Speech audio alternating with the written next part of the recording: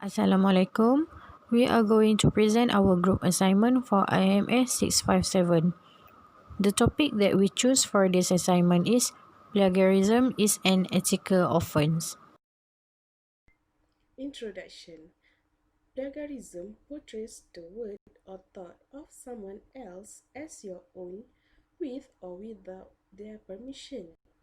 By integrating them into the word without full acknowledgement, both existing and unpublished documents, whether in handwritten, typed, or electronic form, are protected by, by this term. Plagiarism can be deliberate or accidental or unintentional under the rules for investigation. Deliberate or rash plagiarism is a disciplinary crime. Assalamualaikum. My name is Fathin Afiqah binti Mokhtar, and today I would like to explain about the types of plagiarism. There are three types of plagiarism, which is direct plagiarism, mosaic plagiarism, and accidental plagiarism. Direct plagiarism will occur if the author copies the text of another author without changing any words or sentences and without using quotation marks or attribution. And this thing has made it look like the text is his own, even though the fact is it is belong to another author. In this way, this type of plagiarism is considered as an act of dishonesty, unethical, and should be punished through disciplinary action. The second type of plagiarism is mosaic plagiarism.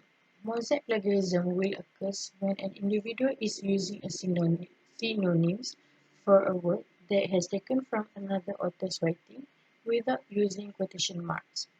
As we know, this type of plagiarism is very difficult to detect and to find it because there is a word that has been exchanged by using another word or by replacing it with something that is similar in terms of its meaning. Besides, this behavior is considered as an act of dishonesty and it happened by intentionally. And the last types of plagiarism, which is accidental plagiarism.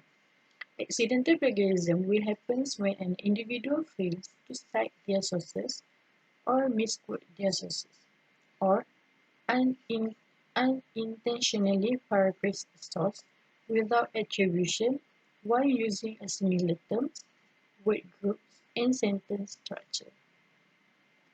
Each student should learn to name any sources that they have referred and record it by carefully and accurately so that no problems will occur in the future. The fourth effects of plagiarism is legal repercussions. Legal repercussions of plagiarism can be quite serious. Copyright laws are absolute. One cannot use another person's material without citation and reference. An author has the right to sue the plagiarist. The next one is monetary repercussions. Many recent news reports and articles have exposed plagiarism by journalists, authors, public figures, and researchers. In the case where an author sues a plagiarist, the author may be granted monetary restitution. The last effects of plagiarism is plagiarized research. Plagiarized research is an especially egregious form of plagiarism. If the research is medical in nature, the consequences of plagiarism could mean the loss of people's lives. This kind of plagiarism is particularly heinous, which is very serious. 5 ways to avoid plagiarism. Fortunately, it's not all scary. Avoiding plagiarism is actually easy to do now that you have a foundational understanding of what it is. To help you steer clear of this table, here how to avoid plagiarism in your writing. First, cite your source.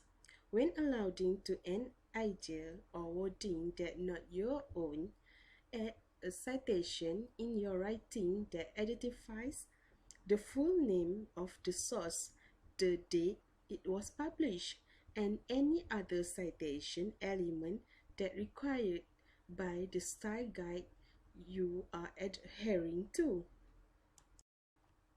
Second is include quotation. If you insert a source words into your writing verb theme, one of the most simple yet obvious ways to avoid plagiarism is by using quotation marks around the text to denote that the words are not your own. A direct quote should also cite the source so the readers know who the quote is from. Third is paraphrase. Paraphrasing is rewriting a source, ideas, or information into your own words without changing its meaning. But be careful, paraphrasing can slip into plagiarism if done incorrectly. Successfully paraphrasing without plagiarism involves a bit of a dance. Reword or format your writing in an original way, and try to avoid using too many similar words or paraphrase from the source. The key is to do so without altering the meaning of the idea itself. Remember, you are still using another idea, so you will need to include a citation to the source. Fourth is present your own idea. Instead of parroting the source idea or word, explore what you have to say about it. Ask yourself what unique perspective or point you can contribute in your writing that entirely your own. Keep in mind that if you are allowing to a source, idea, or words to frame out your own point, you will still need to apply the guidelines above to avoid plagiarism. If you are writing on the same topic for multiple assignments, it can be tempting to recycle some of your previous work. This is called self-plagiarism. The risk involved with self-plagiarism is just as high if the publisher or your instructor did not give you permission to use your old work. Lastly is use a plagiarism checker. While conducting your research on a topic, some paraphrase or sentences might stick on you so well that you inadvertently include them in your writing without citation. When in doubt, using an online plagiarism checking tool can help you catch this issue before submitting your work. There are several plagiarism checkers online, such as the one offered by small SEO tools.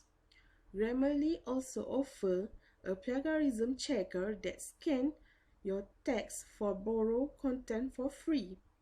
These tools let you know whether or not part of your writing are plagiarized, and some even highlight the specific word or sentences of concern and identify where the text originated from.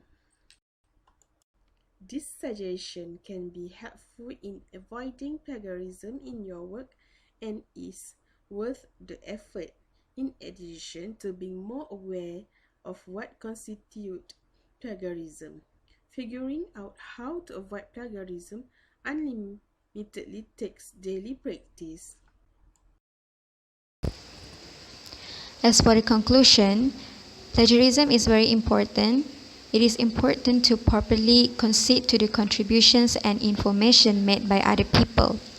It shows respect for their work. Most importantly, you are giving credit where credit is due.